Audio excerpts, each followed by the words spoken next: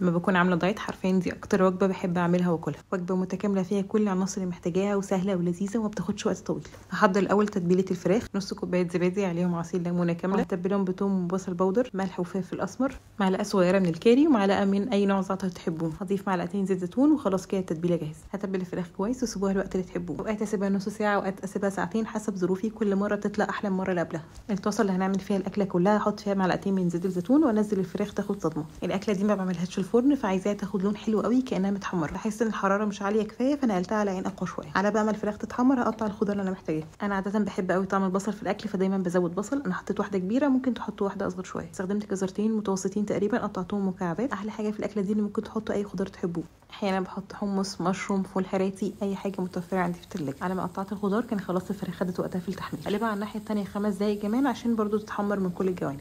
وعاده الاكله دي انا دايما احب اعملها بالفخاد، بس ممكن تعملها باي قطعيه تحبوها. انصحكم بس ان هي تكون قطعيه فيها عظم، يعني مش صدور مخليه، علشان ده هيفرق جدا في الطعم في الاخر. عشان تاخد نفس وقت تسويه الرز ما تطلعش مهريه. رفعت الفراخ على جنب ونزلت في نفس الطاسه البصل اللي قطعته، نص معلقه صغيره من الملح علشان ينزل ميه اكتر ويسحب لي البهاريز اللي موجوده في قعر الحله.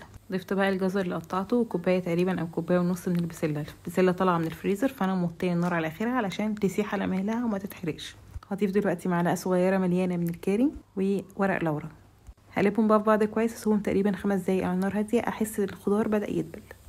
ضفت كوبايه واحده من الرز البسمتي. كميه الخضار دي تستحمل رز اكتر كتير، بس انا كنت عايزه الخضار اكتر، لكن انتوا ممكن تحطوا لحد كوبايتين رز هتطلع معاكم متناسبه جدا. بس لو عاملين دايت زيي طبعا هنصحكم ان انتوا تكتروا الخضار، وكل واحد برضو حسب نظامه. زودت بقى ميه مغليه، وعاده انا الرز البسمتي مش بنقعه، انا مجرد ان انا بس بغسله. بزود بقى معيار الميه اللي بسقي بيه، وفي الاخر بيطلع مفلفل جدا. ما تبلتش باي حاجه دلوقتي غير الملح والفلفل الاسمر، هو خلاص فيه كل التوابل اللي محتاجينها. مش هستنى ان هو يتشرب، اول ما يبتدي يغلي هنزل عليه قطع الفراخ واتفسها في النص كده، اخليها تنزل في قلب الرز. الفراخ هتستوي وبرده العظم هيعمل مرقه هيطعم الرز ويخلي طعمه مميز. لما الرز بدا يتشرب بقى نقلته على عين هاديه وسبته يستوي زي اي رز عادي نص ساعه بالظبط، وهيطلع مفلفل زي ما انتم شايفين. والفراخ برده بتكون استوت كويس، عشان كده دايما بحب ان انا استخدم قطعيه معينه من الفراخ مش فرخه كامله. ده بيخلي القطع كلها واخده نفس التسويه وبتبقى دايبه وطعمها حلو جدا. والاكله دي بالنسبه لي لازم جنبها سلطه خضراء وسلطه زبادي بالنعناع والثوم، بتبقى خطيره ومشبعه جدا وريفريشنج في الجو اللي احنا فيه ده. متاكده لو جربتوها تعجبكم. وبس كده.